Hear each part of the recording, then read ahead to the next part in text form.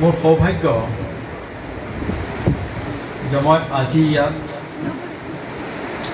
বক্তৃতা ৰাখিবলৈ সুবিধাটো পালোঁ। যিদিনাখন এই স্কুলখন স্থাপন কৰাৰ কাৰণে মূৰাবাৰী ৰাইজ মিলিত হৈছিলে, দুৰ্ভাগ্যবশতঃ মই সিদিনাখন এবচেণ্ট আছিলোঁ। কিন্তু স্কুলখনৰ জন্মলগ্নৰ কাহিনীৰ লগত মই ওতপ্ৰোতভাৱে জড়িত। এই স্কুলখনৰ মূল ব্যক্তি এজন দ্ৰষ্টা, জনাব মজিবুৰ ৰহমান চাহাব। এই স্কুলখনৰ এজন দ্ৰষ্টা, যিজনে বহুত দূৰলৈকে দেখি আছে। আমাৰ এই অঞ্চলটোক ৰূপান্তৰিত কৰিবৰ কাৰণে বহুত দূৰলৈকে তেওঁ দেখিছে, আৰু সেই বিষয়ে মোৰ লগত আলোচনা হৈছিলে যে ছাৰ, মই মূৰাবাৰীত এখন স্কুল খুলিব খুজি আছোঁ। বিখ্যাত মূৰাবাৰী, আপোনালোকে হয়তো বহুতেই অনুভৱ নকৰে, অসমৰ ভিতৰত, ভাৰতৰ ভিতৰত এখন বিখ্যাত জেগা হ'ল মূৰাবাৰী। মোৰ গাঁও। যেতিয়া মই ভাৰতৰ বিভিন্ন প্ৰান্তত ঘূৰি ফুৰিছিলোঁ আৰু তেতিয়া কৈছিলোঁ যে মোৰ গাঁওখনত 40খন স্কুল আছে, বিদ্যালয় আছে। তেতিয়া তাৰ মানুহবিলাকে মোক মূৰৰ পৰা ধৰিলৈকে চাই, সঁচা কথা নেকি? বোলে হয়, সঁচা কথা, মোৰ লিষ্ট আছে মোৰ লগত।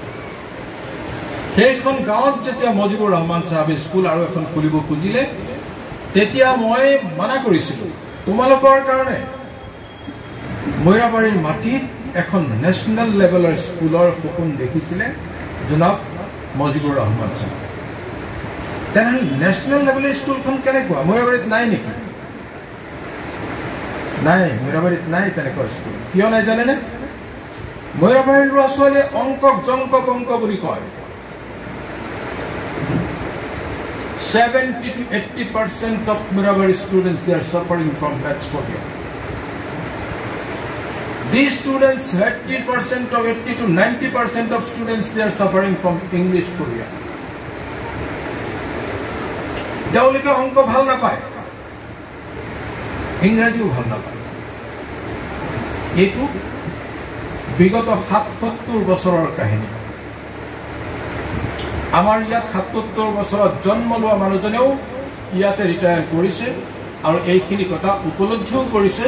কিন্তু ইয়াৰ কাৰণে কি, ইয়াৰ উপায় কি, কি ধৰণে এই কামটো নিৰাময় কৰিব পাৰিম আৰু আমাৰ সন্তানে কেনেকৈ ভাৰতৰ নেশ্যনেল লেভেলত নিজকে গঢ়ি তুলিব, তেনেকুৱা এখন স্কুল মূৰাবাৰীত নাই। আজি মজিবুৰ ৰহমানে কৈছে, ছাৰ, সেইখন স্কুল স্থাপন কৰিবলৈ মই ওলাইছোঁ আৰু আপুনি আহক, আপুনি ভবা স্কুলখনেই স্থাপন হ'ব ইয়াতে। যিহেতু মই তেওঁক মানা কৰিছিলোঁ যে এখন স্কুলৰ সংখ্যা বঢ়োৱাৰ কোনো প্ৰয়োজন নাই, মূৰাবাৰীত বহুত স্কুল আছে। কিন্তু মূৰাবাৰীৰ অভিভাৱকসকল, যিসকল ইয়ং পেৰেণ্টছ, তেওঁলোকে কিন্তু পৃথিৱীখন দেখিছে। তেওঁলোকে দুখত আছে যে আমাৰ সন্তান আমি কলৈ পঠিয়াম, তেওঁলোকক আমি মানৱীয় মৰ্যাদাৰে জীয়াই থকাৰ কাৰণে উপযুক্তভাৱে কেনেকৈ গঢ়ি তুলিম। যিজন ছাত্ৰই অংকক ভয় কৰে, তেওঁৰ কাৰণে পৃথিৱীখন আধা হৈ যায়। যিজনে ইংৰাজীক ভয় কৰে, তেওঁৰ কাৰণেও পৃথিৱীখন তেওঁৰ ভৰিৰ তলত মাটি খহি পৰে। তেনেহ'লে মূৰাবাৰীৰ বাচ্চাৰ ভৱিষ্যত কি আছে? সেই হিচাপেতো ভৱিষ্যত আমাৰ নাই। আমি ইমান দিনে যে ভুগি আছো মেথছ ফবিয়া, তাৰ কাৰণে আমি কি কৰিছো? তেনেকৈ যদি আপোনালোকে বিচাৰি যায়, আমি একোৱেই নাই কৰা। ইংৰাজীৰ কাৰণে আমি কি কৰিছো? ইংৰাজীৰ কাৰণে আমি একো নাই কৰা। আৰু যি ছাত্ৰ আহি পেলাই মাক বাপেকক কয় যে পাপা আৰু অলপ সময় হোৱাহেঁতেন, মই 100% এনচাৰ কৰি আহিলোহেঁতেন, তেওঁৰ কাৰণে আমি কি কৰিছো? আমি একো নাই কৰা। কোনে কৰিব লাগিছিলে? শিক্ষক সমাজে কৰিব লাগিছিলে। কোনে কৰিব লাগিছিলে? পিতৃ মাতৃয়ে তেনেকুৱা পৰিৱেশ গঢ়ি তুলিবলৈ শিক্ষা গুৰুসকলৰ ওচৰ চাপিব লাগিছিলে। অভিভাৱকসকল হেনো স্কুললৈ নাহে। তেনেহ'লে কি শিক্ষকক কেইটামান টকা দি সন্তানটোৰ জীৱন গঢ়াৰ কাৰণে কণ্ট্ৰাক্ট দিছে নেকি?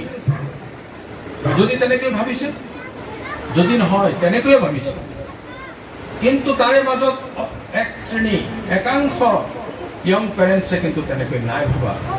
তেওঁলোক নিজৰ সন্তানৰ ভৱিষ্যতক লৈ পেলাই বহুত দুশ্চিন্তাত আছে, দুখী হৈ আছে, ৰাস্তাৰ সন্ধান কৰি আছে, সমস্যা সমাধানৰ গুৰুক বিচাৰি আছে। আৰু তেনেকুৱা অৱস্থাতেই মুজিবুৰ ৰহমান চাহাবে জ্ঞান বিজ্ঞান বিদ্যাপীঠ, বিদ্যাৰ পীঠস্থান জ্ঞান বিজ্ঞান নাম দি এই স্কুলখন স্থাপন কৰিছে। আৰু কৈছে আমিন ছাৰ, আপুনি কিন্তু মোৰ লগত থাকিব লাগিব।